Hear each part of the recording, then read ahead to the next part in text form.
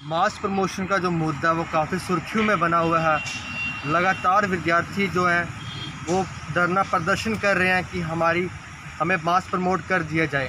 इसी के चलते आज हमारे साथ MCSU के कुछ छात्र हैं, हम इनसे बात करेंगे। सर, क्या नाम है आपका? जी, मेरा नाम विजय देवल है, National Conference student union president of MMPG college Jammu. जी, आप ये बताओ इस समय लॉकडाउन में क्या क्या प्रॉब्लम्स आ रही है बच्चों को? सर, जैसे कि आपको पता है कि पिछले 3 महीने से कोरोना वायरस के चक्कर में 3 महीने से सब कुछ बंद है। तो अभी जाके recently cluster university of Jammu notification निकालती है कि 1 जुलाई से जी आपके एग्ज़ाम है। तो उस चक्कर में काफ़ी सारे बच्चे जो है वो डिस्टर्ब है, क्योंकि फार फ्लंग एरियाज से हैं और कितने सारे बच्चों ने पढ़ा तक नहीं है। और एक कोरोना वायरस ही एक रीज़न नहीं है कि जिसकी वजह से बच्चे जो कि वो एग्ज़ाम नहीं देना चाहते हैं। उसके अलावा आपको पता है कि जैसे कि विद इन 15-20 डेज़ के उसमें से 10-20% सिलेबस जो है वो बच्चों को पढ़ाया गया था और सारा का सारा सिलेबस भी कंप्लीट नहीं है। और हमारी डिमांड यही है कि आप बच्चों को प्रमोट कर दो, क्योंकि जैसे कि आपने कश्मीर यूनिवर्सिटी के बच्चों को प्रमोट कर दिया है, तो क्या जम्मू के साथ ये भेदभाव नहीं है? अगर आप उन बच्चों को प्रमोट कर रहे हो, उनकी एलिजिबिलिटी अब वो ग्रेजुएट हो चुके हैं, लेकिन सेमेस्टर 6 के बच्चे क्लस्टर यूनिवर्सिटी के वो अभी सफ़र कर रहे हैं। वो बच्चे बिना प्रदर्शन के उनको प्रमोट कर दिया गया और जम्मू के जो विद्यार्थी हैं वो लगातार रोडों पे प्रदर्शन कर रहे हैं। बिल्कुल, ये हर बारी होता है कि जम्मू के यूथ के साथ जम्मू के युवाओं के साथ हमेशा भेदभाव किया जाता है, चाहे वो जॉब्स के रिलेटेड हो, किसी भी चीज़ के रिलेटेड हो।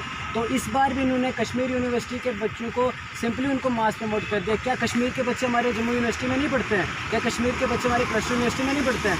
तो उन्होंने भी तो एग्ज़ाम देने आना है। और रिसेंटली एक चीज़ और, उन्होंने अभी क्लस्टर यूनिवर्सिटी ऑफ जम्मू ने फ़ेज़ 1 और फ़ेज़ 2 की बात की है, जिसमें उन्होंने बताया है कि सबसे पहले हम जम्मू वाले बच्चों का एग्ज़ाम लेंगे, उसके बाद हम कश्मीर जो रेड जोन या कंटेनमेंट जोन होगा उन बच्चों का एग्ज़ाम लेंगे।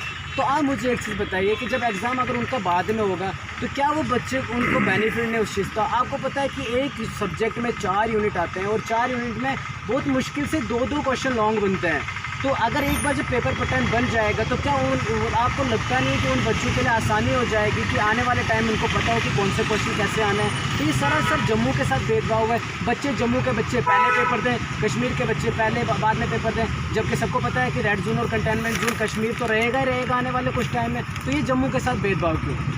2G में कितना पढ़ाया गया आपको एडमिनिस्ट्रेशन अपने कॉलेज के द्वारा?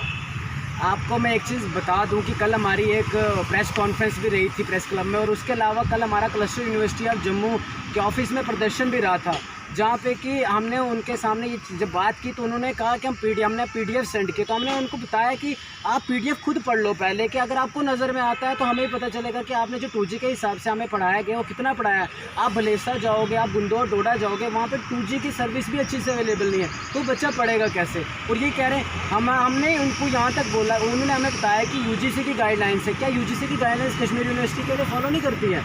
अगर चलो मान लो अगर आपने एग्ज़ाम लेने ही लेने हैं आने वाले, उन्होंने हमें एश्योर किया है कि ठीक है जी, हम कल तुम्हारे लिए आज के दिन के लिए उन्होंने कहा था कि हम नोटिफिकेशन निकालेंगे, जिसमें कि हम बच्चों के लिए क्या करेंगे कि कुछ अच्छा ही सोचेंगे, maybe date sheet postponed हो या एग्ज़ाम के पैटर्न के रिलेटेड। लेकिन फ़िलहाल अभी तो कोई चीज़ वैसी हुई नहीं है, क्योंकि और हमने आज उनको आज का टाइम दिया। अगर शाम तक कोई नोटिफिकेशन आई तो ठीक, और अगर शाम तक कोई नोटिफिकेशन नहीं आई तो कल फिर से हमारा प्रदर्शन रहेगा उनके खिलाफ, और वो फिर responsible cluster university of Jammu होगी। या 6 सेमेस्टर वालों को ही प्रमोट कर देना चाहिए, जो 2nd 4th है उनको भी?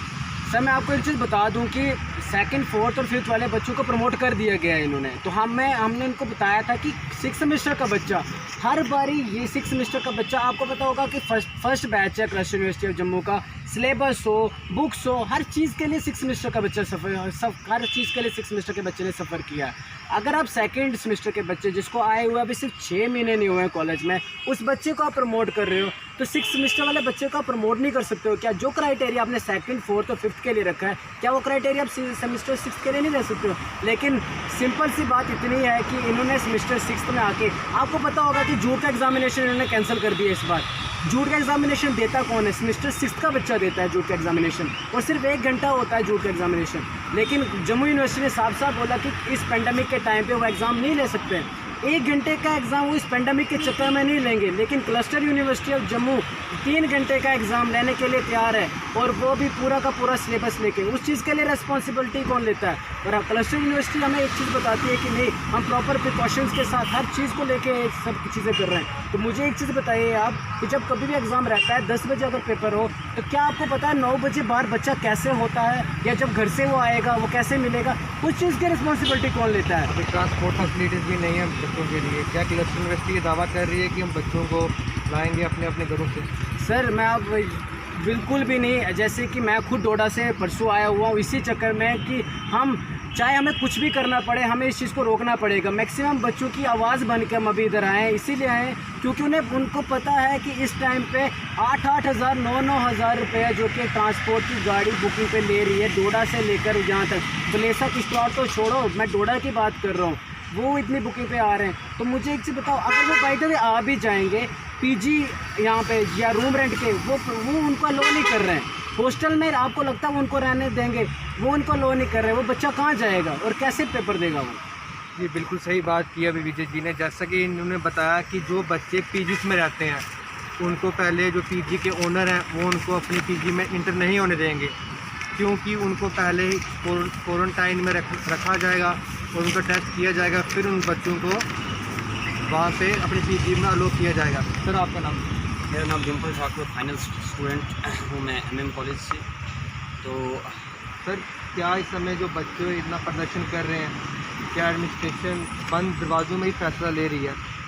क्या उनको नहीं लगता कि जो मेन सेक्टर पे जो बच्चे आएंगे, जो फॉर फ्लंग एरियाज़ के बच्चे हैं, उनको किस हिसाब से सोशल डिस्टेंसिंग की जाएगी, किस हिसाब से उनको एग्ज़ाम पैटर्न दिया जाएगा?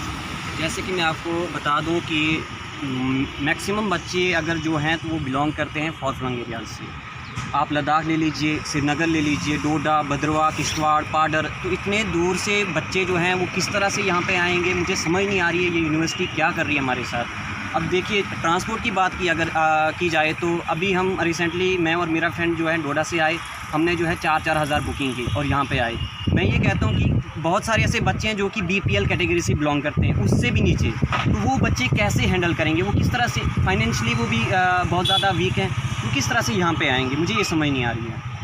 2G की सेवा में भी आपने कुछ नहीं पढ़ा, और आपकी क्या डिमांड रहेगी कि क्या आप एग्ज़ाम देने से डरते हैं या आप एग्ज़ाम देना चाहेंगे?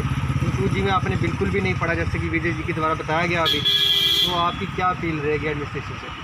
ऐसी बात नहीं, अगर हमें डरना होता ना, तो अगर आप हमारा रिकॉर्ड देख सकते हैं, पिछले जो 5 सेमेस्टर हैं आप हमारा रिकॉर्ड देख सकते हैं, हमने कितनी % ली है, और उसके बेसिस पे आप अगर कह सकते हैं कि हम इस चीज़ से डर रहे हैं, तो ये इतने जो पीछे सेमेस्टर गए तो ये हम नहीं दे पाते या इसमें फ़ेल हो जाते।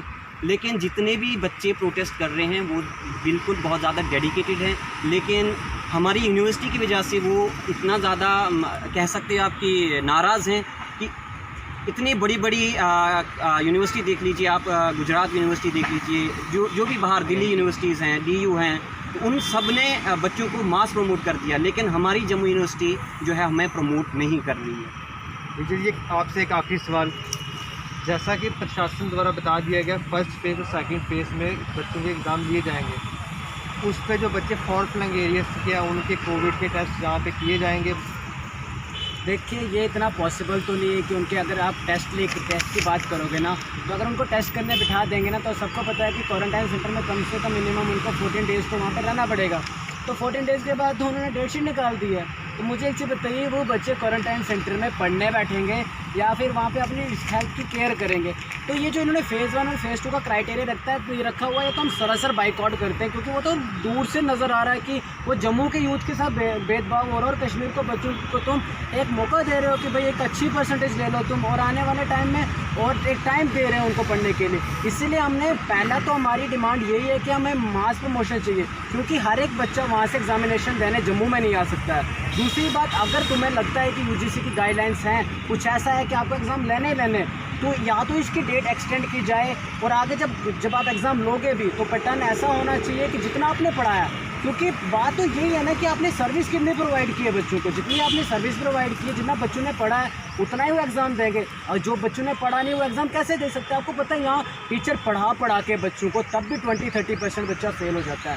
तो मुझे एक चीज़ बताइए, जब बिल्कुल पढ़ा ना हो कितना बच्चा सफ़र करेगा और कितना बच्चा आने वाले टाइम में कितने बच्चों को प्रॉब्लम आएगी। तो हमारी डिमांड इतनी है कि अगर आपने एग्ज़ाम लेने हैं तो लो आने वाले आफ्टर 1 और 2 मंथ्स, और अगस्त में ले सकते हो आप जब सिचुएशन अंडर कंट्रोल हो जाएगी। लेकिन वो भी क्राइटेरिया ये रहेगा कि जितना आपने पढ़ाया है 20% सिलेबस, आपने ये बोल रहे हैं कि हमने इनका 60% सिलेबस। भाई यार क्यों लॉलीपॉप दे रहे हो बच्चों को?